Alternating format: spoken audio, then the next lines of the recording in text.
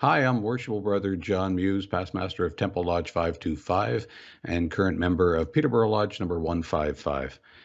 We have a Remembrance Day presentation for you, and I hope you enjoy it. There are 4 poems and then probably followed by one of the most famous of all. First is called Remember the Fallen, D-Day. It's written by Chris Ross, a British poet, and if you ever get a chance, go on his website. I think you'll enjoy his work. It was written in 2019.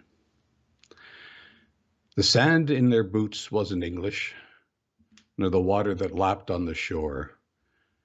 They ran and they swam on the beaches in France, not really knowing what for. The Allied invasion of Europe with liberation the clarion call, those who were chosen by fate to survive, and those who were chosen to fall. Gunfire and shell all around them, frightened and frozen and lost. While we remember the glory of D-Day, we must also remember the cost. Wave after wave of young warriors, heroes, each one to a man, lambs to the slaughter in freezing cold water. Remember them now while we can. This next one is called Juno, also by Chris Ross.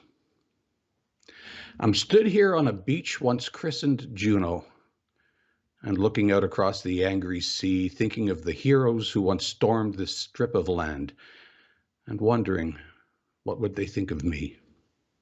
Standing here in flip-flops with a camera in my hand, while they wore boots and carried heavy guns, and those who breathed their last here on this beach in Normandy, what would they think of us, their sons of sons? No sign now of the bullets, shells, and bloodshed, the sand washed clean by passing time and tide. We wonder at the stories of their bravery and glories, those who perished here and who survived. The flags fly high from every allied nation. It's peaceful now, and children come to play, standing on the shoulders of a giant generation who came to fight for freedom on that day. I send a silent prayer up to the heavens and shed a tear and hope that they can see a generation brave enough to give their all for freedom. But I wonder now, what would they think of me? This is one I particularly like. It's called One Known Soldier. He did not yield to Flanders Field, his name adorns no stone. But he was there beside the dead, and now he grieves alone. In a room somewhere with snowy hair and a memory growing dim, a brave old soldier sits alone, but who has time for him? You pass his room, and in the gloom you'd hardly know he's there. The pity of this madness is, does anybody care? Open your eyes, if you are wise, and take a look around. All you hold dear you owe to him, even this piece of ground. He was just a lad in a world gone mad when he went to fight for truth. He left behind his prairie town, his family, and his youth. The lasting pain of a comrade slain can never be erased. He can't forget the noise, the smell, the horror, or the waste. The lingering cries as a soldier dies burns deep within his soul, where it haunts his dreams until he screams, it's bound to take a toll. God has cared, for God has spared this soul for us to see, that from this hell he lived to tell it all to you and me. When he is gone, it rests upon the likes of you and me to see that war breaks out no more, and everyone is free. Another Chris Ross poem, Still Here in Flanders. Remember me yet, though 100 years gone, still here in Flanders while the world has moved on. Nobody left who has spoken my name, still here in Flanders, still just the same. Still just 19 as I was when I left, still cursing war and the violence and theft of the lives of young men such as I, still here in Flanders and still don't know why.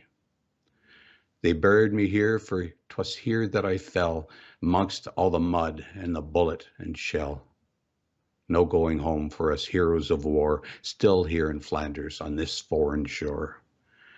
Rows of white crosses remember our lives. No more our mothers or lovers or wives. Strangers now come to see where we lay, still here in Flanders on Armistice Day. Poppies now grow where battles once raged, each one recalling a life never aged. Remember me yet, though 100 years gone, still here in Flanders, while the world has moved on. Now, the story behind In Flanders Field, which will be our last piece. On May the 2nd, 1915, John McCrae's close friend and former student, Alex Helmer, was killed by a German shell. That evening, in the absence of a chaplain, John McCrae recited from memory a few passages from the Church of England's Order of the Burial of the Dead.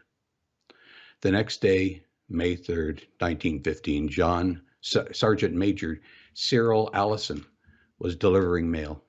McCrae was sitting at the back of an ambulance parked near a dressing station. John McCrae was writing his In Flanders Field poem.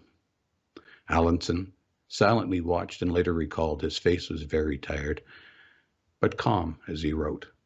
He looked around from time to time, his eyes straying to Helmer's grave. Within moments, John McCrae had completed In Flanders Field poem, and when he was done, without a word, McCrae took his mail and handed the poem to Allison, who was deeply moved. The Flanders Field poem was an exact description of the scene in front of us both. He used the words blow in the first line because the poppies actually were being blown that morning by a gentle east wind. It never occurred to me at that time that it would ever be published. It seemed to me just an exact description of the scene.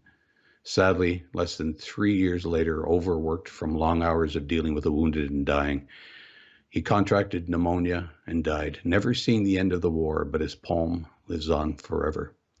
Here then is John McCrae's In Flanders Fields. In Flanders Fields the poppies blow, between the crosses row on row that mark our place. And in the sky the lark still bravely singing, flies scarce heard amid the guns below. We are the dead. Short days ago we lived, felt dawn, saw sunset glow, loved, and were loved. And now we lie in Flanders Fields. Take up our quarrel with the foe. To you from failing hands we throw the torch, be yours to hold it high. Should ye break faith with us who died, we shall not sleep, though poppies grow in Flanders Field.